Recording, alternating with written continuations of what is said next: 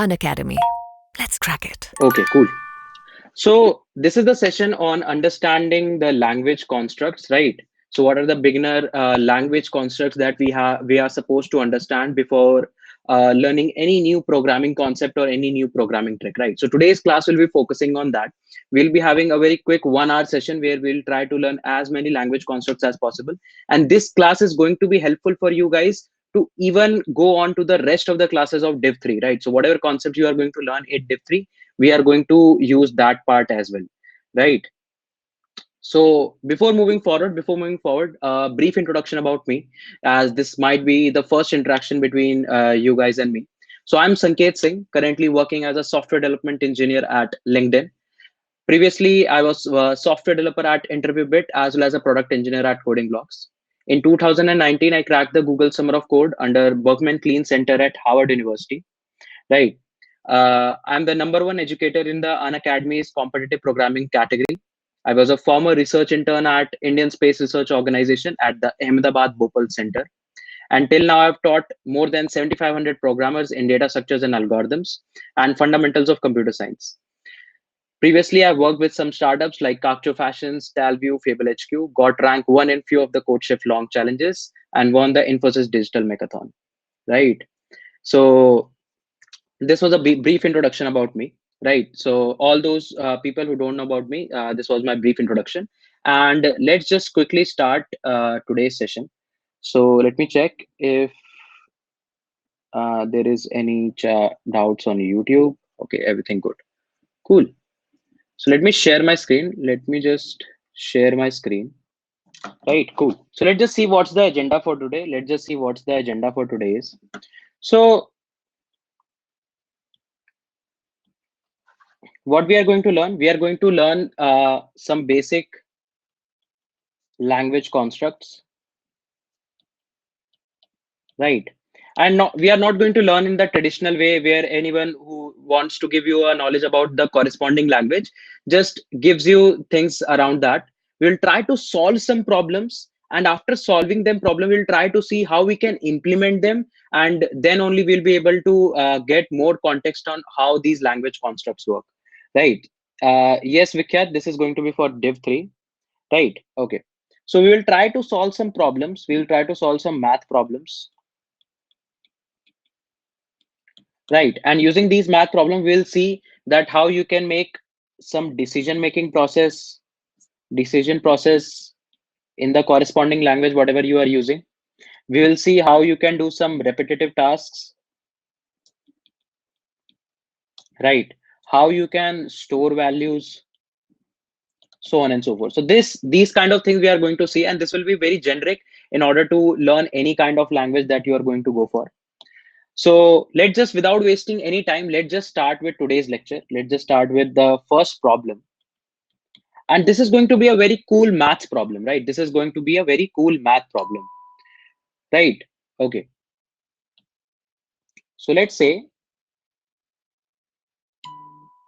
you all know about Fibonacci number.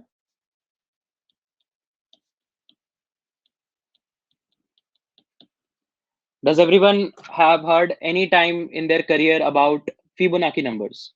Yes, Saurav, this is going to be for beginners,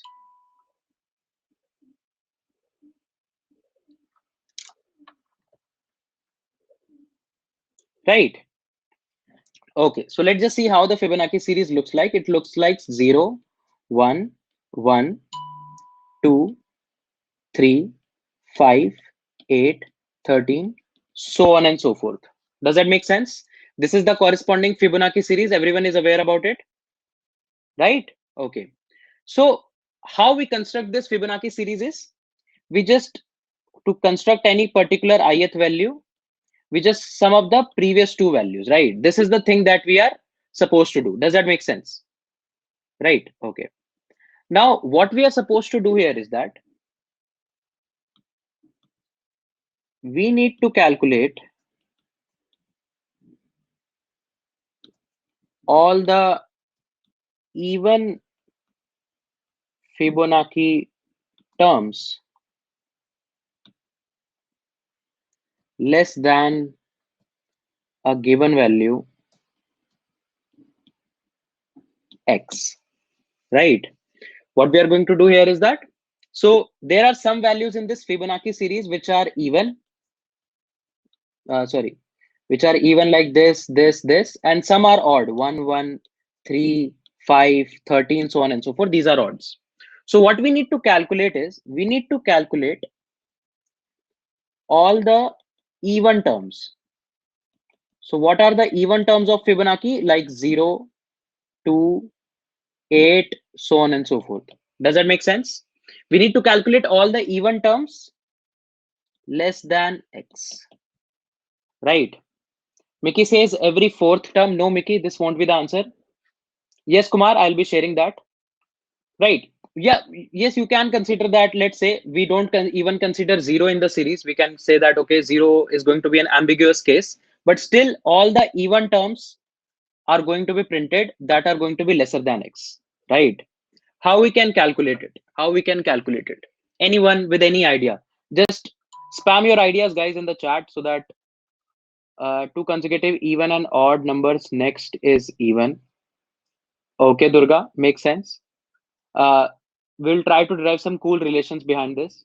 I mod 2, okay. Printf only divisible by 2, only divisible by 2, only divisible by 2, okay. So guys, the basic thing that you can do is what? Try to generate this Fibonacci series, and check if any current Fibonacci number is even or odd. This is the basic thing that you can do. Yes or no? This is going to be the most basic thing that you can think of, that, okay, let's say I'll try to build up the whole Fibonacci sequence, right? Like 0, then 1, 1, 2, 3, 5, 8, 13, so on and so forth. And while building this sequence, I will check that whether the current number is even or odd, right? Okay, cool. Now, can we optimize it a bit? Can we optimize it a bit? Can we do some optimizations over it? Using this approach, you need to go to all the Fibonacci numbers. Maybe we can do something better than this. Okay, so Pratham says every third number seems a even number. So how you will get the every third number? How you will get the every third number? But still, Kuldeep, you need to go to all the numbers, right? How you will get only the third number? Anyone with any approach? Raghav, maybe we can do it without any extra space. So after 2, you will be having 8. After 8, what will be the next even number? 34. After 34, what will be the next even number? I guess it would be 144, I guess. Right, so on and so forth. So no bad in physics. This won't be the right answer. Right. Adding 2 odd makes a even number. Okay, Pratiksha. So how you can use this approach? Using Binet's formula. Yes, I will show you guys how to prove Binet's formula, but we won't be using Binet's formula here. Okay, let's just see. We'll see a very cool relation here, and we'll see very cool observations here. Okay. Now you know that to calculate any nth Fibonacci number, you can calculate it using what? N minus 1th Fibonacci and n minus 2th Fibonacci. Can we say that? Everyone, just drop a yes or no only and listen to me properly. Can we say that to calculate any nth Fibonacci number, you just need the n minus 1th Fibonacci and n minus 2th Fibonacci? Does that make sense? Cool. Okay. Just listen to me very carefully. So you have the Fibonacci's like 0, 1, 1, 2, 3, then 5, then 8, right? Okay. So let's just mark the numbers. So this is the 0th Fibonacci. This is the first Fibonacci, second, third, fourth, fifth, sixth. Can I say 8 is the 6th Fibonacci if 0 is the 0th Fibonacci? Can I say that? Everyone, just drop a yes or no in the chat. Can I say that? Okay. So can we say f of 6 is going to be equal to what? F of 5 plus f of 4? And this makes sense. F of 5 is what? 5. F of 4 is what? 3. 5 plus 3 makes 8. Right? 5 plus 3 makes 8. Right? This can be written right because any nth Fibonacci depends on what? N minus 1th Fibonacci and n minus 2th Fibonacci, right? Okay, cool. So now let's just see what we can do more. Let's just see what more observations we can make here, right? Okay. So this f of 4 can be written as what? This f of 4 can be written as what? F of 3 plus f of 2. Can we say that? And f of 5 can be written as f of 4 plus f of 3. Yes or no? Guys, drop a yes or no in the chat. Okay, so this f of 3 is what?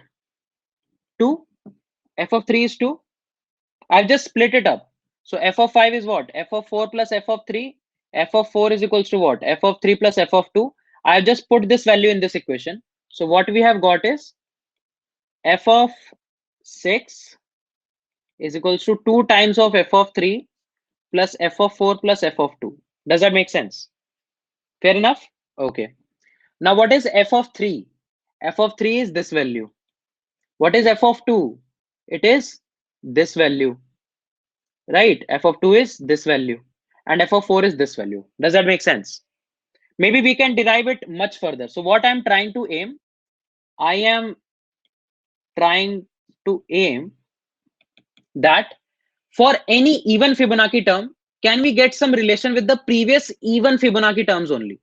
Currently, we have the relation with last two Fibonacci's. That most probably can be even or can be odd. I want if f of n is even, can I somehow derive some relation between the last two even Fibonacci's? This is what I'm trying to do. Does that make sense? Anyhow, does that point like make sense weirdly? Right? Okay, cool. So let's just see. Now we have got 2 of f of 3. Now let's just divide it even further. So f of 6 is equals to 2 times f of 3 plus f of 4 can be equal to what? F of 3 plus f of 2. Right? Plus f of 2. Does that make sense? So it becomes what? 3 times of f of 3 plus 2 times of f of 2 kind of something. So we started from here. We started from f of 6 is equals to f of 5 plus f of 4. What can we do more? People are saying split f of 3. Okay. So I don't want to split f of 3. Why I don't want to split f of 3? I don't want to split f of 3 because this is a even Fibonacci term. This is a even Fibonacci term. Does that make sense to you guys? Right? Because if I'll write the 7th Fibonacci, it will be what? 13. If I'll write the 8th Fibonacci, it will be what? 21. If I'll write the 9th Fibonacci, it will be 34. Somehow I want a relation that to get 34, can I get it using 8 and 2? So it's something like 4 into 8 plus 2 is 34, right? So I want to get some relation between even Fibonacci terms only. Yes, Omkar. So how we can proceed it? How we can proceed it like that? So similarly, you can see I want some relation where this 8 can be represented as 4 into 2 plus 0, something like this. So how we should move forward? This is the problem solving part, guys. This is the problem. The language construct part is going to be really very easy. This is the main problem solving part that you need to think of. Okay, so people say split f of 2. So if I will split f of 2, it will become what? It will become f of 2 can be written as f of 1 plus f of 0, right? 2 times of f of 0. So I will be coming with something like 3f of 3 plus 2f of 1 plus 2f of 0. And here we have 2f of 1. We don't want that. What should we do? Starting from here. Guys, give your approaches. Give your approaches. We want some relation like f of or e of n is equals to 4 times of e of n minus 1 plus e of n minus 2. This kind of relation we want. But let's see how we can derive it, right? We need the exact derivation for it. How we can get that? Cool, cool. So what I'm aiming is, okay, let's say we had f of 9. F of 9 is equals to f of 8 plus f of 7. And f of 9 was 34. Currently, it is what? It is aiming such that it is a sum of previous two numbers. What I'm trying to do is, can we aim for previous two even numbers? So if I'll write it as f of 7 plus f of 6 plus f of 6 plus f of 5. So we know f of 6 is what? 8, right? We know f of 6 is coming as 8. Now, how we should split f of 7 and f of 5? So that we can get something like f of 3. From these two terms, we want to reach f of 3. What we can do? Okay, so people says f of 7 is equals to f of 6 plus f of 5 plus f of 6 plus f of 6 plus f of 5. Now what we can do? Now you can see that if you will split one f of 5, so this is 3f of 6 plus f of 5 plus 1 f of 5 is what? F of 4 plus f of 3. And this is what? F of 6 plus f of 3, which is 4f of 6 plus f of 3. Similarly here, we had 2f of 2. Instead of writing it as 2f of 2, can we write it as f of 2 plus f of 1 plus f of 0? And this makes what? F of 3. So this is 4f of 3 plus f of 0. So can I say that if En gives you any nth even Fibonacci, then it depends on what? 4En minus 1 plus En minus 2. That is the n minus 1th even Fibonacci. That is the last even Fibonacci. Last even Fibonacci and second last even Fibonacci. Does that make sense? So are you able to see how beautiful this maths was, right? In like brute force approach, what you could have done, you could have calculated all the Fibonacci's, right? But someone gave a very good approach that every third number is going to be even Fibonacci, right? So I thought that maybe we can derive something so that we can skip some values, and using this we will be skipping a lot of values, right? Nikki Rani says, what is Fibonacci? So Nikki Rani, Fibonacci is a sequence, is a special sequence like this one, where every term is the sum of the previous two terms. Like 2 is 1 plus 1, 3 is 2 plus 1, 13 is 8 plus 5, so on and so forth. Now, why I took this problem, right? So we all educators take a lot of time to curate problems for you guys. So why I took this problem? Because we are learning what? Basic language construct. I should directly start with loops, if else, so on and so forth. Now this problem has everything. This problem will be having everything.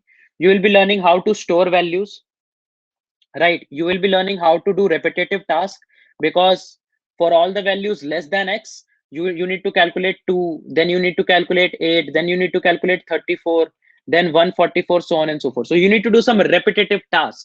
So a lot of things are combined here. So that's why I pick up this problem. Now everyone just quickly respond a yes or no in the chat if you're able to understand the problem, if you're able to understand this relationship.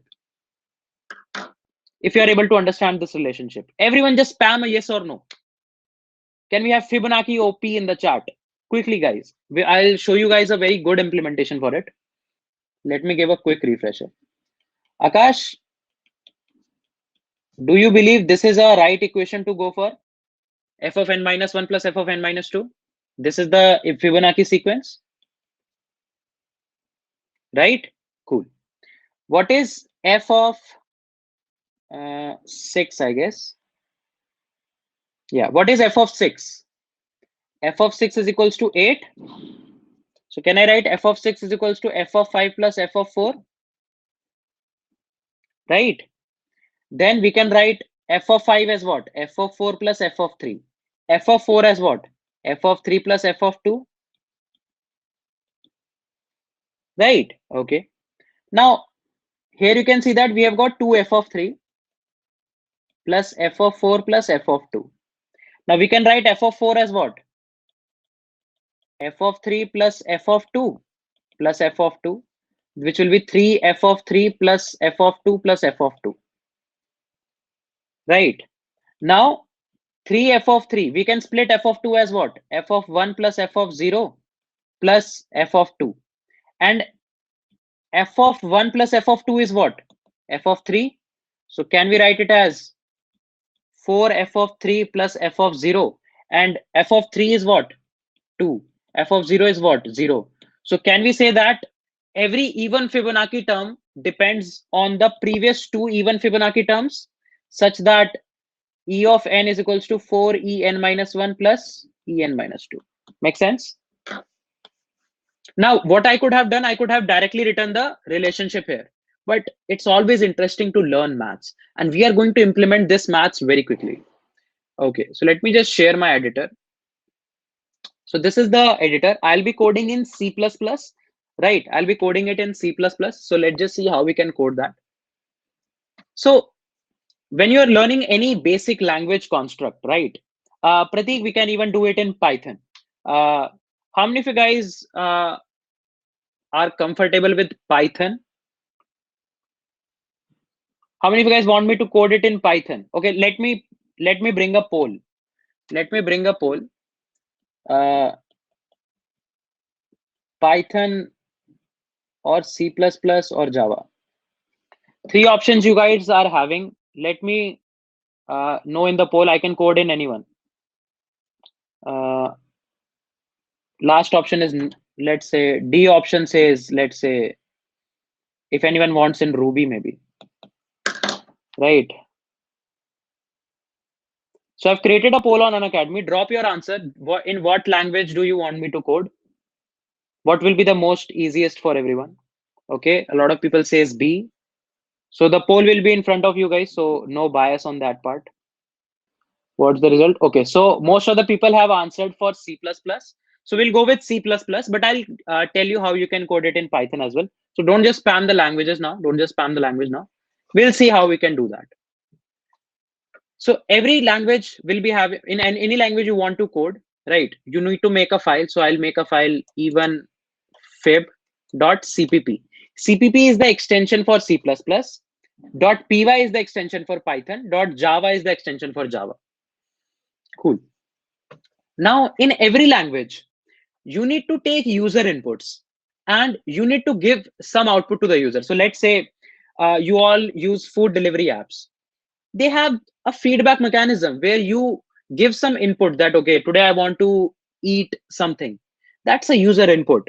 And it shows you some output in a very beautiful form of a list that, okay, these are the options available. So this is something that we need to do in daily life, such that we need to take input from the user and we need to give output to the user. And this task is so redundant that in most of the language, this logic of taking input from the user and giving output to the user is already written in the language. So in C++, it is written in IOStream header file. So you need to include the extra code, right? Abhinav, I'm seeing really lots of messages on Unacademy. So I'm really sorry if I miss someone's message, although I'll try to explain the concepts as clearly as possible. Right. You need to write using namespace std to define the namespace. I'll tell you what a namespace is. Then you have int main. Now, what is int main? Main is going to be the first spot inside which whatever code you have written will be running first. Similar main exists in Java as well, but there is no such criteria of main in Python because Python is interpreted. Does that make sense? Kanishk, I'm using Sublime Text Editor. Okay, chalo. So I need to take input from the user. Now user will tell me what? The value X, because we need to print all the Fibonacci's less than X. X will be what? An integer value? Yes or no? X is an integer value, no? Fibonacci's are going to be integers. Make sense? Guys, keep dropping a yes or no. This is going to be a very interesting logic to go for. So we need to store that value somewhere in the memory. So everyone knows nowadays you have RAMs in your computer system. Someone might be having 16 GB, someone 8 GB. I have a 32 gig RAM. So when you run a program, it becomes a process, and some part of the memory gets allocated from RAM to your process. Now, whatever storage you need to do that in that particular storage space only. So how we can store some values? We can write int x equals to, or let's say just int x. Now what int x says? Int x says that I have a memory space that you can refer with the name x, and it can only store integer values. Point clear? Is this point clear? Okay. Now how you can take in user input? You can write c in x. C in means input, and just drop the input in the variable x. This is a variable. X is a variable. Why a variable? Because it can have different values. And x is the variable name. Make sense? Cool. Now, what's the first even Fibonacci? What's the first even Fibonacci? People say 2. So I can say for our case, because so I can write int first even Fibonacci is equals to 2, right? But we know one more thing, that to calculate the second even Fibonacci, we want first even Fibonacci and 0 as well. So I will get 0 even Fibonacci 0, right? For the timing, I can say it's a even Fibonacci, although 0 is neither even nor odd kind of a thing. Okay. Now I can just see out. What is see out? Just like scene takes an input from the user. See out gives output to the user. Out means output. Out stands for output. So you can just output 0th Fibonacci. Then you can, if you want to print multiple things in one line, you can open these angle brackets and in double quotes put a space and write first even Fibonacci, and in double quotes again put a space. Make sense? I guess this much would be known to everyone, right? Okay.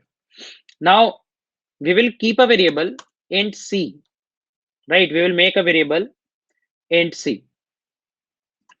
Now here you can see that we want to do something such that whatever even Fibonacci we came up with, it should be less than x, and we want to print all those such Fibonaccis. So we need to do some repeated task, right? Every time create a new Fibonacci, new even Fibonacci, check if it is less than x. If not, print it. Then create another Fibonacci, check if it is less than x. If yes, then print it, so on and so forth. Does that make sense? ठीक है, कनफ कर देंगे, कोई दिक्कत नहीं है, Python में भी कर देंगे, चलो. Okay. So we can say that we want to do some repeated task. So for these we have loops. In languages we have loops, right? This is going to be a very quick introduction to all these things. So what a loop does the same task in a loop again and again and again. So what's that same task that you want to do? You want to check if c is less than or equal to x, right? While c is less than or equal to x. Mayur, I'll tell you the difference between the interpreted language and the compiled language. Don't worry on that part. Right? Okay. Now, let's just keep two more variables, a comma b as well. Right? And let's just initialize a with 0 as and b with 2. I just don't want to write these two again and again. So I'm just writing these as 2. Okay. If 0 is the 0th Fibonacci, 2 is the 2th Fibonacci, what's the next Fibonacci? 4 into b plus a. Can I say that? I've just written a, b, and c. A is the 0th Fibonacci, b is the first Fibonacci. Next Fibonacci will be 4 into b plus a. Can I say that? Okay. Now, for the next term, a will be equal to what? B, and b will be equal to what? C. Can I say that? Because let's say C becomes 4 into 2 plus 0, 8. In the next term, B should become 8 and A should become 2, right? Because then into 8 for the 32 plus 2, 34. So this statement will do that. Does that make sense? And every time when you have calculated a C, we will just C out C. Is there any issue with the code? Do you think there is any issue with the code? We have not initialized this C with any value, right? We have not initialized this C with any value. Does that make sense? Right? Okay. So if that is the case, so can I say, let's just initialize C with the first even Fibonacci, 2. We are not going to print it anyway. We will check if 2 is less than equal to X, then next Fibonacci. Then the next Fibonacci is less than equal to X, then the next Fibonacci, so on and so forth. Does that make sense? Can we do something like this? Do you think this will give you the correct answer? Let's just see. There is 1 or 2 more issues. We will resolve that. There are 1 or 2 more issues. We will resolve that. Few people have been asking why I did A is equals to B and B is equals to C. Let me show you. Let's say C is equals to 2, B is equals to 2, A is equals to 0. What's the next even Fibonacci? Can I say 4 into B plus A? That is 8 plus 0. That is 8. C is equals to 8. What's the next even Fibonacci? 4 into 8 plus 2. So can I say in the next iteration, A should become B? That is, currently the value of A was 0. Now I want A to become 2. And 2 is currently what? B. And B should become C. Can I say that? So this is the code that we guys have written. Let's just see if this will work or not. Okay. So how we can compile the code? In C++, what you can do, you can open a console. This is the console. I hope everyone is able to see that. You can write the compiler name. So there are 2 kind of languages, compiled and interpreted. In like very easy words, I can say that compiled languages are those languages for which the whole code is read at once. All the errors are compiled at once, or if the execution is correct, then the whole code is seen at once, and then an output is given. In interpreted, the code is learned line by line. So the first line, when you will encounter an error, the code will stop there and does not read anything below that, right? Okay, so C++ is going to be a compiler-based language. So our compiler is GNU compiler. We can access it using G++. We can write the file name. So what is the file name? evenfib.cpp, right? And we will just compile it. So there was no compilation error. Lakshya, mostly compiler-based languages are much faster than interpreted. Okay. Now there will be a file named a.out. So what we can write ./a.out, right? Okay. So a process is running, but it is not showing anything. Why? Because it's expecting a input from our side. So let's just write 1000. So here you can see that we printed 0, 8, 0, 2, 8, 34, 144, 610, 2584. But we wanted less than equal to 1000, no? We have got 2500 as well. What's the issue there? So what happens is, if your current even Fibonacci is less than equal to X, it definitely calculates the next and prints it. So it calculated 610. It checked, was 610 less than equal to 1000? Yes. So it calculated the next one and printed it as well. So maybe I can do something. I can make a decision. That if, so decisions can be made using if and else. So if C is going to be greater than X, then we will simply break the loop. What is break? Break is a keyword that will go to the nearest loop and break your code. Now let's just run the code again. We will compile again. No compilation issues. We will run the code. We'll give 1000 and boom. This is our correct answer. Does that make sense? Does that make sense? Now, if we want to implement this in Python, let's say people were requesting, and on public demand, let's just go with Python as well.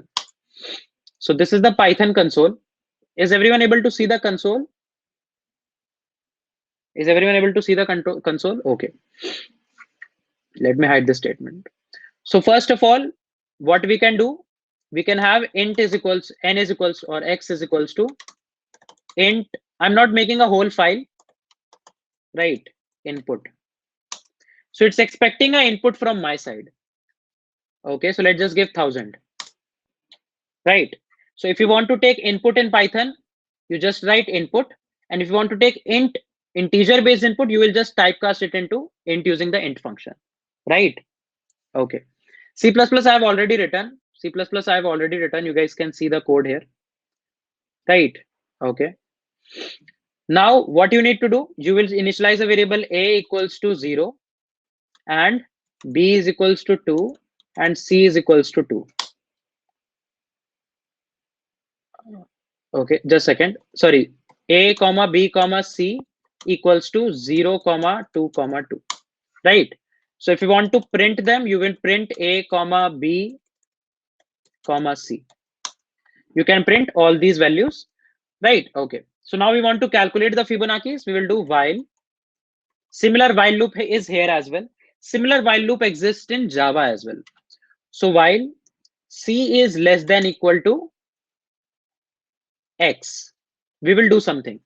Now there, to implement a while loop, we add a curly brace. What's the significance of this curly braces? It makes a block. What is block?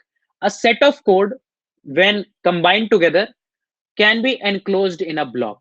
So in Python, we represent block using a colon, and then we need to give an indentation space, right? So this is the indentation tab space. So every time what I can do, c is equals to 4 into b plus a, and next time a is equals to b and b is equals to c. Then if c is greater than x, or this time we'll do if c is less than equal to x, then only print it. So one space and two space. Now you have two blocks. So print c. And here you can see we have got all the output. So it's easy to implement it. So both the languages are similar, right? Nothing changed, nothing changed. It's just a basic syntax difference that you can feel in one language or the other. Does that make sense? Should we solve one more problem? This will be also a very interesting math problem, guys. Trust me. Okay. So you have n numbers. You have n numbers. Now, what you need to do is you need to find sum of product of all pairs. So let's say you have 1, 2, 3. What are the all possible pairs? 1, 2, 2, 3, 1, 3. What's the product? 1 into 2. And what the sum will be? Plus 2 into 3 plus 1 into 3. Which will be what? 2 plus 6 plus 3, which is what? 11. Does that make sense? Guys, I'll answer all your questions about resources and all. Don't worry. Don't worry. Right. Is the problem clear to everyone? What you need to do? Okay. Now this n can be very big. This n can be as big as 10 raised to the power 7. This can be as big as 10 raised to the power 7. What you guys can do? So there can be, here you have n is equals to 3, but in worst case, you can have 10 raised to the power 7 numbers. So how we can solve it? Vasant, you can ask here, although I'm getting a lots and lot of messages, so I might miss some of the messages. So really very sorry for that. Okay. So in order to solve this problem, what you guys can do? You guys can generate all the possible pairs. Okay. So for three numbers, how many pairs are there? Unique pairs. We have 3 pairs. For 4 numbers, how many pairs we will be having? For 4 numbers, how many pair? Let's just see. 1, 2, 3, 4. So one pair is 1 2, 2 3, 3 4, then 1 3, 1 4, and 2 4. Right? Does that make sense? And it's just like doing NC2. Right? From n numbers, you want to pick two numbers. In how many ways you can pick? Does that make sense? So 4C2 is what? 4 factorial by 2 factorial, 2 factorial, which is 4 into 3 by 2, which is 6. So for 4, we will be having 6. For NC2, what will be the value? N factorial by 2 factorial, n minus 2 factorial. Yes or no? Which will be what? N into n minus 1 by 2. These many pairs. So for 10 raised to the power 7, it will be 10 raised to the power 7 into 10 raised to the power 7 minus 1 by 2, which will be approximately 10 raised to the power 14 pairs. But in 1 second, your computer can only perform 10 raised to the power 8 operations. But if we want to generate all the pairs, we want 10 raised to the power 14 operations, because there are 10 raised to the power 14 operations there. Right? Okay, so Tanuj says 2 seconds. So in 2 seconds, it will run 2 into 10 raised to the power 8 operations in 2 seconds. So to solve these many pairs, how many operations are required? 10 raised to the power 14. So how much time it will take? How much time it will take? Can I say 10 raised to the power 6 seconds will be required? Kind of. Yes or no? And this is going to be a very, very huge value, right? This is going to be a lot of time. Maybe we can optimize it. Maybe we can optimize it. Okay. So let's just see a few things. What is a plus b whole square? A square plus b square plus 2ab. What is a plus b plus c whole square? Akash, you have to just take two distinct values in the pairs. This is expected in the question. A square plus b square plus c square plus 2ab plus bc plus ca. What is a plus b plus c plus d whole square? It is a square plus b square plus c square plus d square plus 2ab plus bc plus cd plus ac plus ad plus bd. Yes or no?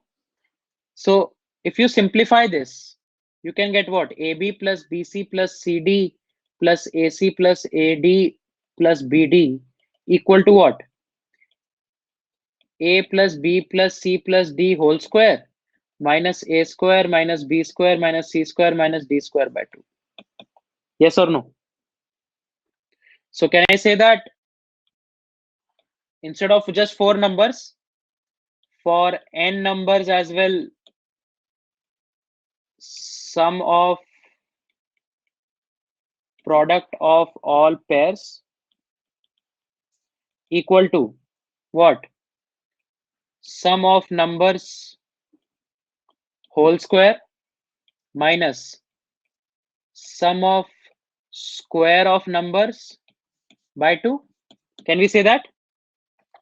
This formula is clear to everyone? We have derived it? Yes or no? So now what we need to do? We need to just read all the numbers. As soon as you read the number, do two things. In one variable, sum, just add all the numbers. Keep on adding the sum. And in one variable, square sum, just instead of adding any number x, add x square. And at last, subtract both of these and just divide by 2. So how many operation it will take? There are n numbers. To add n numbers, you will take n operations. To add square of n numbers, you will again take approximately n operations. So total operations is what? 2n, which will be 2 into 10 raised to the power 7. And this will be acceptable. Does that make sense? No SVlog, you can't use that because the numbers are not going to be natural always. It's not going to be a natural number series always. Guys, is this math problem clear to everyone? So you can solve it in various ways. Either you can directly take input one by one, or you can just store this input in a thing called as array. So what is an array? Array is a storage space in the memory. So just like variables, these variables were what? These were like one single bucket in the memory. Array will be a consecutive sequence of these buckets in a single direction. Does that make sense? So you can make an array out of it. So let's just see how we can solve it. So sum of pairs dot cpp. Let me bring the whole code from here and paste it here. Okay. So let's say we will first get the length of the array. So again, the length of the array is going to be a single integer. We'll store it in single bucket. Does that make sense? Bharat, then also don't you think this will be useful? Do you think 2 plus 2 whole square is not equal to 2 square plus 2 square plus 2 into 2 into 2? So let's just solve this problem in C and see how things goes, right? Let's just instead solve this in C. So let me make a new file. Let's make it test.c, right? So for C, you need to write hash include. Now in C++, you had what? IOStream. In C, you had stdio.h, right? In C, you have stdio.h. Rest of the things will remain as it is same. Just using, instead of cout, you need to use printf. That's it. And instead of scene, you need to use scanf. That's the only difference. So I guess you guys can definitely convert that, or it would be a good exercise to go for. This is pqrs sum of pairs.c. Right. So I'll drop the comments of the C changes that you need to do. So we'll first take the length of the array, C in N. In C, you could have done it like scanf %d and N. Just that, right? Now, how you can make an array in C++? How you can make an array in C++? So to make an array, you can just write int arr. Int denotes what? It will be an integer array. Arr is the name of the array. Then place a square bracket and give the size of the array. Does just that. How you can access the array? You can write. So one way of looping we have already seen, while loop. Another way is called as for loop. So you will start the for loop like int I equals to 0, I less than n, I plus plus. So this is similar to that while loop only. In while loop, there is only condition, nothing else. The variables are initialized here and the termination is present inside the loop. Here the variable is initialized in the for loop only. Termination is also given here only, and increment is also given here only. So what you need to do, you need to do cn arr at I. What arr at I will do, I is initially 0. So we will access arr at 0. So this continuous space of array, so array will look like this one. Array seems to look like this one.